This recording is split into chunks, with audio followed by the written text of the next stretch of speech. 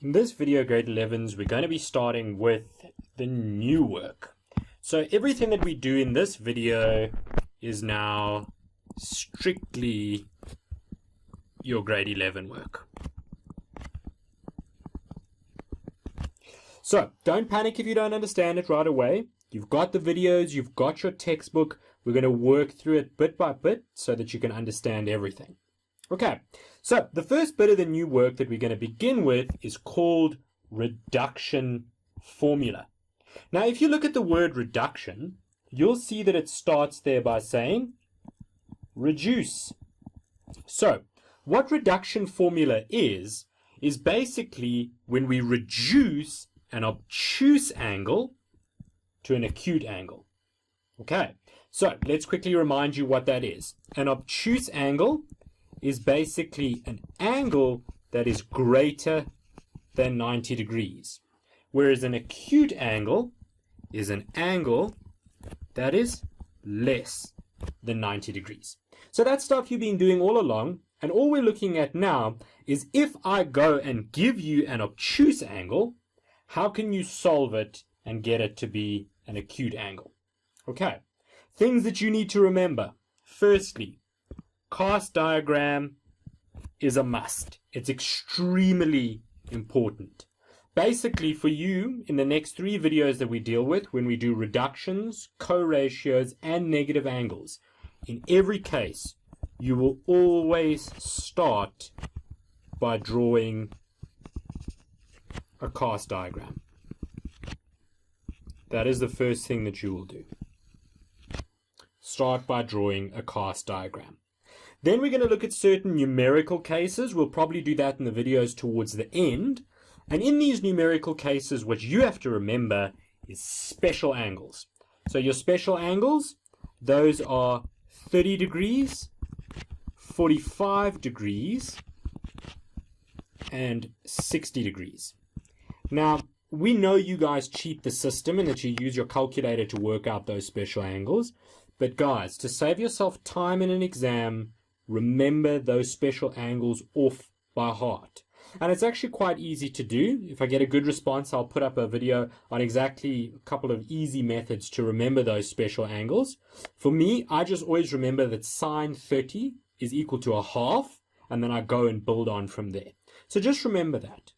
And then lastly, we're going to look at what happens if a trig ratio is squared. Now, the reason I put this in here is because quite often people tend to misread the way we represent squared trig ratios. So in other words, if I wrote something like sine squared of 30 degrees, for example, what you guys need to remember is that we actually write this out as sine of 30 degrees all squared. This and this is the same thing. It's just the notation that we use. So in the cases when we're dealing with reduction formula and we start getting more negatives coming into play, the idea of having a square over there and over there actually becomes quite important. So ask yourself the question, what happens if a trig ratio is squared? And I'll answer it for you right now, and I'll prove it to you in one of the examples. But whenever a trig ratio is squared, it will always be positive. Because remember, if you square a negative or if you square a positive, it will always come out positive. So any squared trig ratio is positive. So let's have a look and see what exactly I mean by converting an obtuse angle to an acute angle. And we're going to deal with these 3 cases over here where we've got the ratio sine, cos, and tan, and we've got the angle 30 degrees. Okay. Now, if you look at all these angles over here, we've got 30, 150, 210, and 330 in each of the 3 cases for all 3 ratios. And what you'll see is that every single one of these ratios comes out to give us the exact same answer. So in other words, sine of 30 is a half, sine of 150 is a half, sine of 210 is a half, and even though it's a negative, and we'll talk about that in a minute, do you see it still gives us the same value? So it doesn't matter about the sign, whether it's positive or negative at the moment. What I want you to see is that it always comes out as the same value. Likewise, if we do the same thing with cos. For cos of a 30, we get root 3 over 2. Cos of 150, we get that root 3 over 2, even though it's a negative. And for cos 210, it's root 3 over 2, and cos 330. The same thing happens with tan for all of those angles. So do you see that basically these obtuse angles over here, in each of the three cases, all of those obtuse angles actually link back up to the first acute angle. What our job is now is to figure out what the relationship is. Why do they always come out as positive? And how do we figure out which ones will be negative and which ones will be positive? So that's the idea going forward. The way we do it, we go ahead and we use a cast diagram. So let's go and have a look at that. Cast diagram. All right, so here's our cast diagram. And while we're using this cast diagram, we're going to start off at 0 degrees over there, just like we did in grade 10. And then it's 90 degrees, 180 degrees, 270, and back to 360 when we do a complete revolution. And then you know that we had C, A, S, and T. This is where the cos ratios are positive. This is where all the ratios are positive, where the sine ratios are positive, and where the tan ratios are positive. So our goal in this section is basically to take an obtuse angle and write it as an acute angle. And you saw in the previous set of angles that we dealt with, we started with 30, and then we dealt with 150, 210, and 330. And what you noticed with all of those is that every one of these gave the same answer as sine of 30. The only difference was the sign.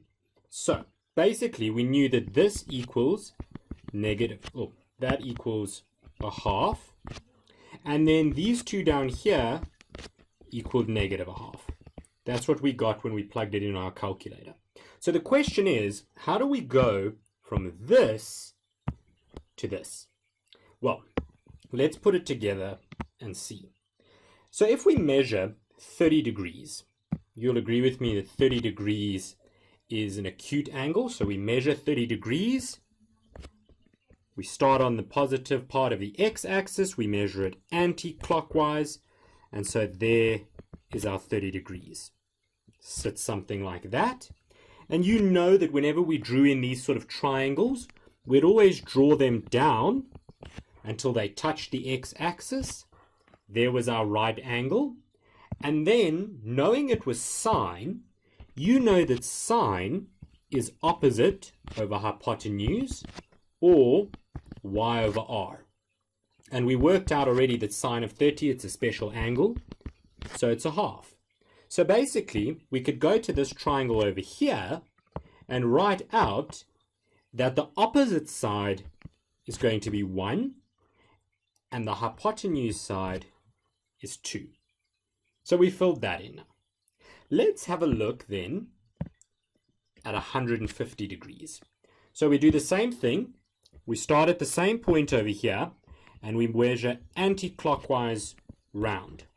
And we'll say that at that point there, we've got 150 degrees. So there's our 150 degrees. But now if I draw that back down to the x-axis with its right angle, do you see how we actually don't have the angle between there and there? But I could actually write that out, because I know that if all the way from there to there is 180 degrees, like our axis says, well then what I could do is write this angle over here as 180 minus 150. So in other words, the difference, or the angle between this line and that line, would be 30 degrees. But now do you see that if I've got this triangle over here, and I want to go and fill in my values, so I want to fill in that half, I would say, there's my opposite, there's my hypotenuse, so it would be opposite as 1, hypotenuse as 2. And do you therefore see that sine of 150 degrees, because we always measure the angle like that, is also equal to a half? But our goal was not to do that. It was to write it as an acute angle.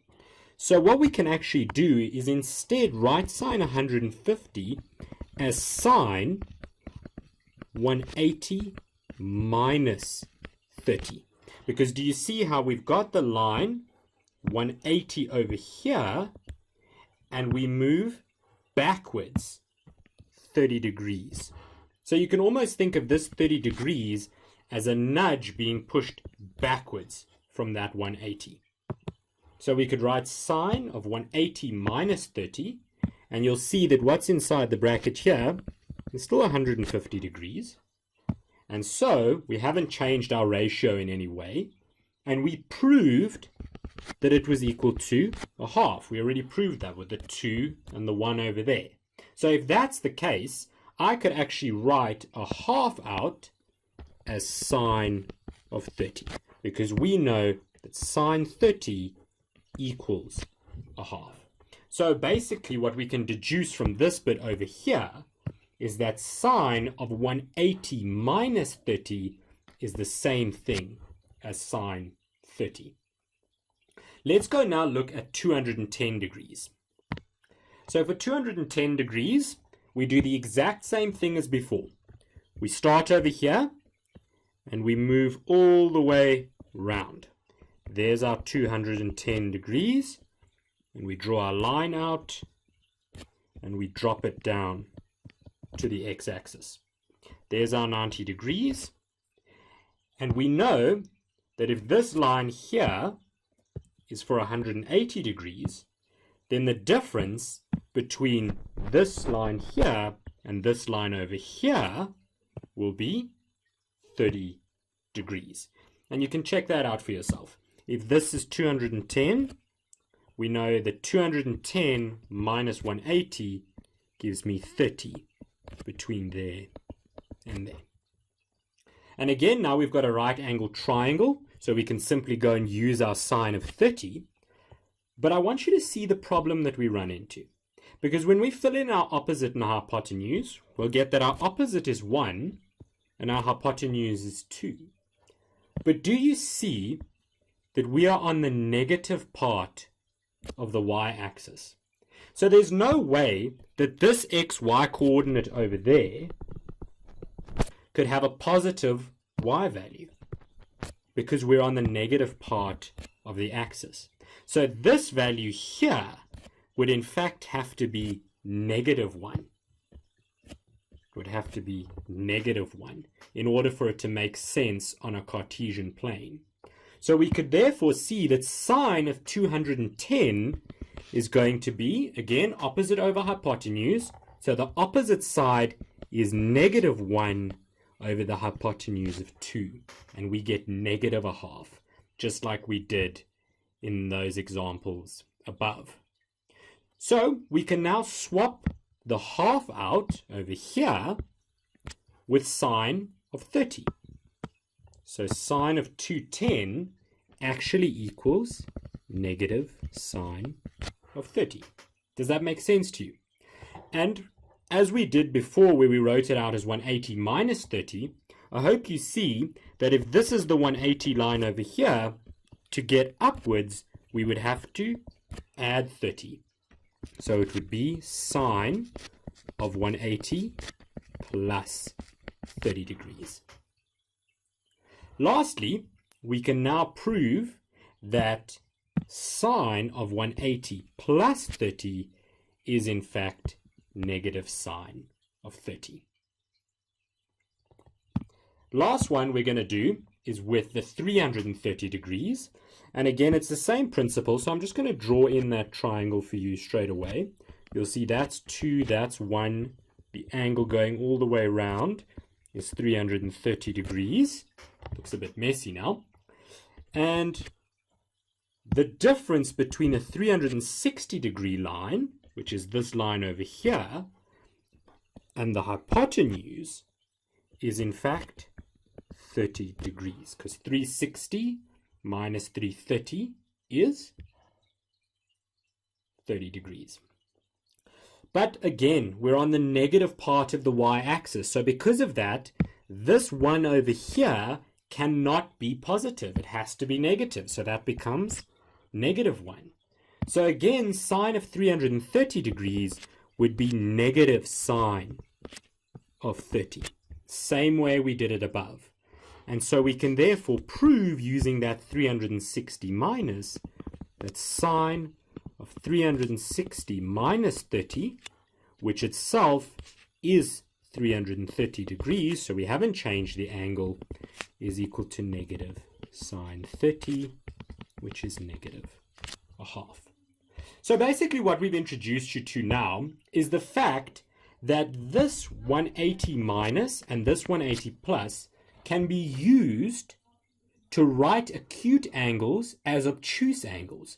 Because when we use the 180 plus for sine, we got a negative in front.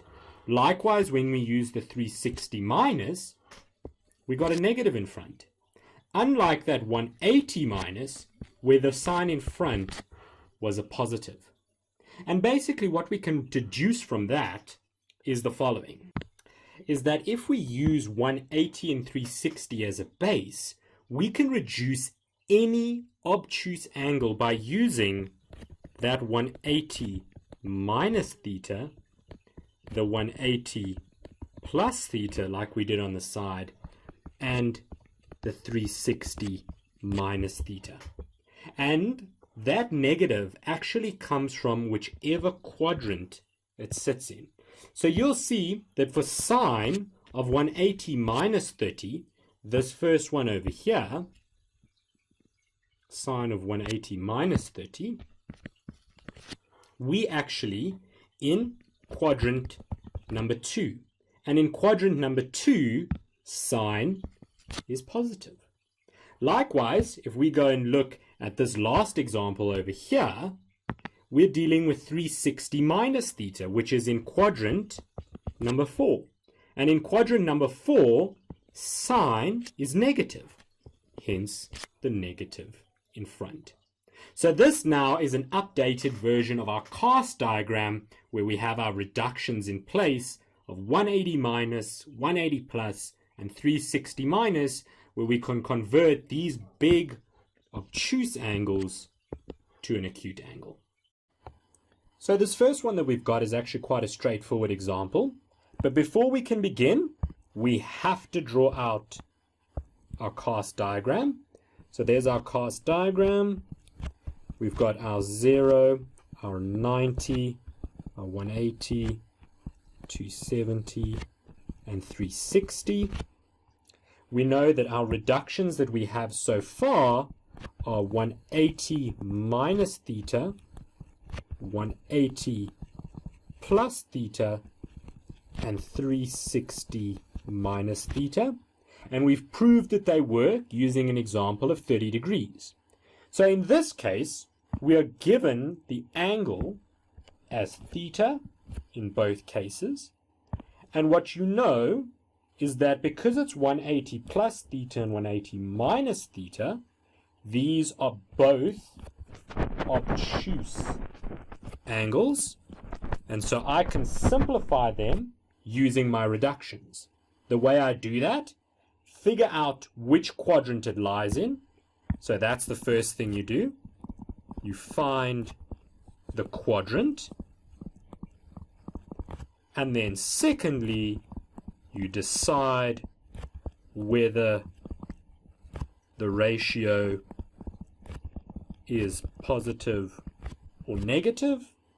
And then third step is to simply drop the reduction. So those are the steps that we go through. So let's answer the question. Cos 180 plus theta over cos 180 minus theta. We know that 180 plus theta is in tan's quadrant. It's in tan's quadrant, so it would be negative for every other ratio except tan. So this would become negative cos, we keep the ratio the same, and then theta. Negative cos theta. Over, now we've got 180 minus theta. That's this reduction over here. So that is in sine's quadrant. And in sine's quadrant, we know that cos is negative. So we write out our negative. We keep our ratio, which is cos. And we drop the reduction, which is theta. And in this case, can you see that the negatives cancel and the cosines cancel? So our final answer is 1. All right, fairly easy example. Let's have a look at one that's slightly more difficult now. Okay, here's the second example that we're going to be looking at. Step 1 for you, draw your cast diagram out, filling in your reductions. Secondly, find which quadrant the ratio is in. Then decide whether that ratio is positive or negative. And lastly, you drop the reduction. So those are these steps over here. So let's look at them. We'll start with the tan reduction over here. We are given tan 180 plus theta. So we know that 180 plus theta is tan's quadrant. So tan will be positive. So we don't have to write the positive sign in front, but it would be positive tan. Do you see we don't change the ratio? Tan of, we now drop the reduction, so we're left with theta. Then times, we'll look at the sine reduction now. We're told that this is in the 360 minus theta quadrant, which is the cosine quadrant. In the cosine quadrant, or in the cos quadrant, we know that sine is negative. So we write negative in front. We don't change the ratio, which is a sine, so sine.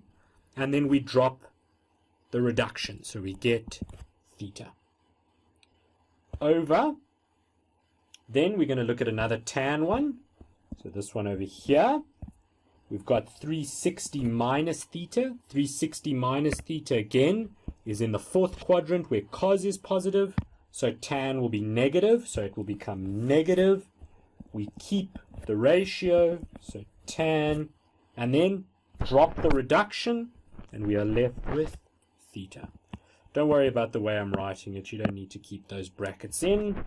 When you write a negative reduction, I always like to write brackets around it like this, over there and over there, because then I won't get confused and think I'm saying tan theta minus sine theta. I know they're being multiplied together. So just a guideline for everyone, always write brackets. For me, that is a must, and if you're in my class, you will always write brackets in. So now we can do a bit of simplification. I hope you can see that the negative over here and the negative over there will cancel. Likewise, the tan there and the tan there will cancel. So all we are left with is this sine theta. So our final answer is sine theta. So when we simplify this, we get an answer sine theta. Let's have a look at one final example. Alright, so I picked this example on purpose because we see that the tan is squared. And you'll remember from the beginning of the video, I said to you that any squared ratio is positive. That's how it works. But I just want to prove it to you by doing a question. So, we know that the first thing we do is draw out our cast diagram. So there we've got our 0, 90, 180, 270, back to 360. And there's our 180 minus theta, 180 plus theta, and 360 minus theta. And we're looking at here, we see that we have 360 minus inside the bracket there. Remember, this is our entire obtuse angle, which is 360 minus theta, which is in the cos part of the cast diagram in quadrant number 4. So we know that tan would be negative. But let's write it out fully. We know that it's going to become 1 minus, and that squared there means I could write this out as tan 360 minus theta all squared. So basically what I'm saying to you is that this square over here is this square over here. That's what it means. Now when I do the reduction of the 360 minus, it will come out as 1 minus, and you would say, well, that's in the cos quadrant, so it should be minus, keep the ratio the same, minus tan of theta, all squared. If something is squared, though, we know that it becomes positive. So I'm not worried about the sign in front over there. That's not going to change. But this sign over here will become a positive. So our final answer will be 1 minus tan squared theta, where this squared over here is this squared over here, and this negative vanishes because we square it. Okay, so just bear that in mind. And I did lie to you, this is not the last example. We've got one more after this, which is a little bit more complicated. So let's have a look at how to answer that one now. Okay, so final example now, for real, the last example.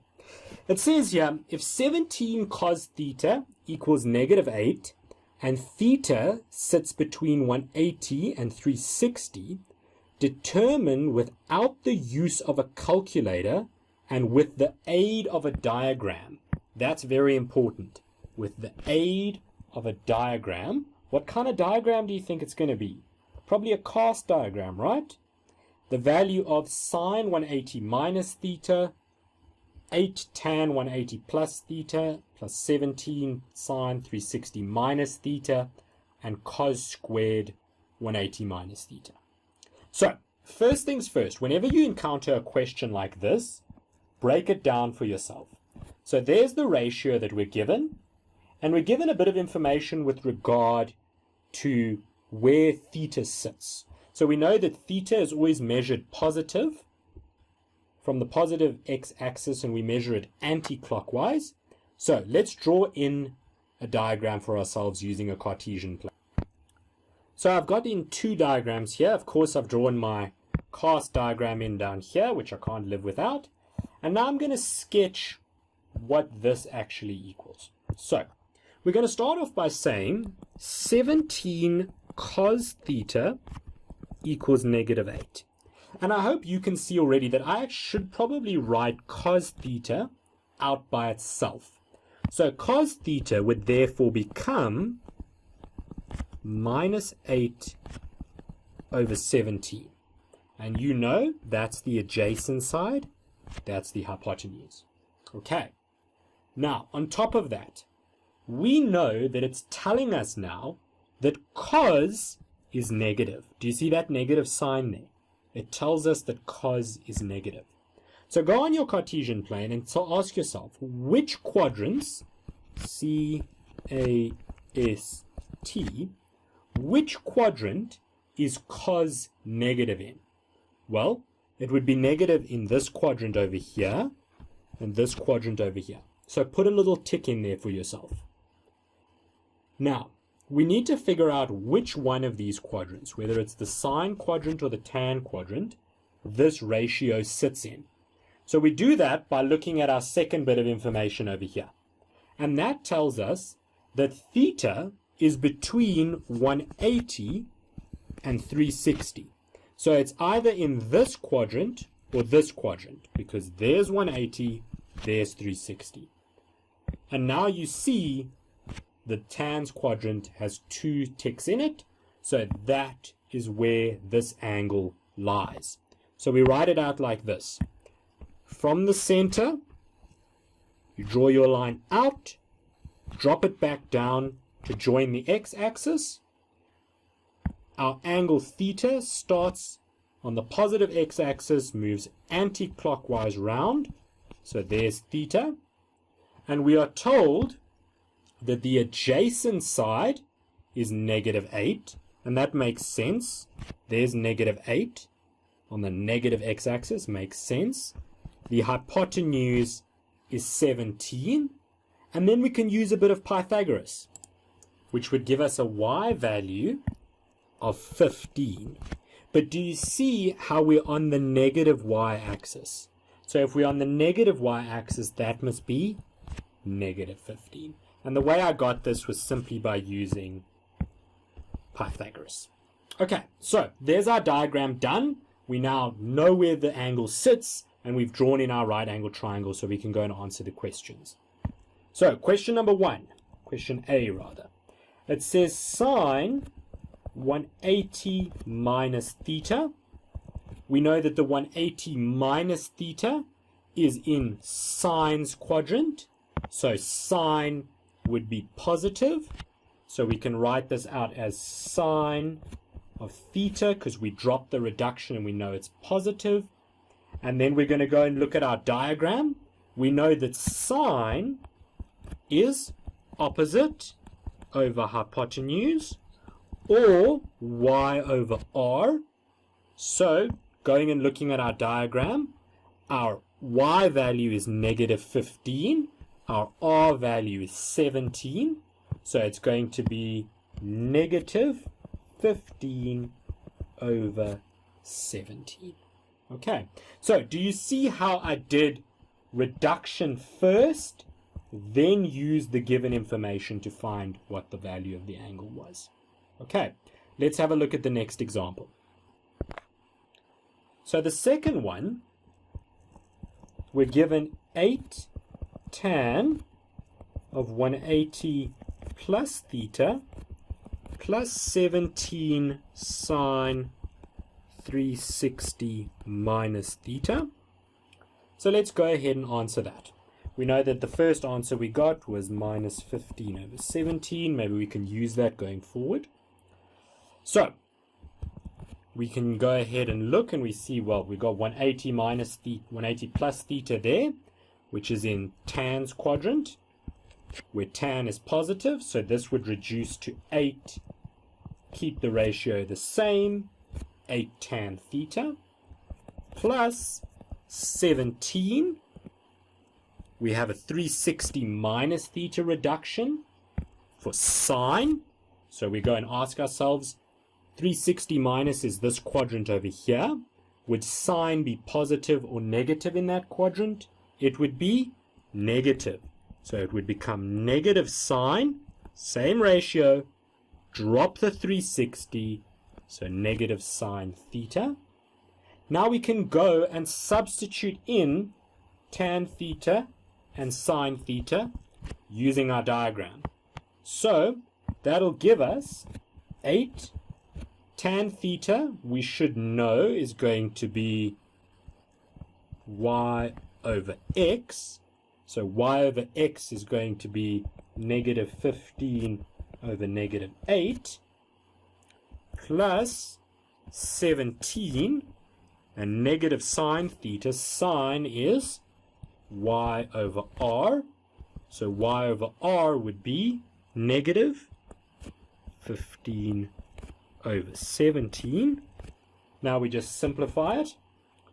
You should see that the -8, the negatives cancel, the 8 cancels, so we've got 15 plus the 17 will cancel with the 17, the negatives in front, so 15 plus 15, which gives us 30. Let's look at C now. So C is a nice easy one, just reminding us our rule about whenever we have a squared ratio, we know it's positive. So cos of 180 minus theta, we write it out like that, all squared, which is then going to see 180 minus theta sits in sine's quadrant, so it would become negative cos theta all squared. we know that negative, when it's squared, becomes positive, so that would just become cos squared theta. We know that cos theta is minus 8 over 17, so minus 8 over 17 squared. And again, it's said without the use of a calculator, so we can leave our final answer like that. So, grade 11s, don't worry too much if you're still battling to understand. This is an introduction to new work that you've never seen before, and it's going to seem daunting in the beginning. But all I can say to you is get your textbook, keep practicing, and when you're in class with me, we're going to work through more and more examples like this, and eventually you're going to see exactly what I mean. For now, what you're going to take home is always draw your updated cast diagram with your 180 plus, 180 minus, your 180 plus, and your 360 minus. And always make sure that you work out which quadrant you're dealing in. You keep your ratio the same, and then you drop your reduction, simply making it positive or negative depending which quadrant you're in.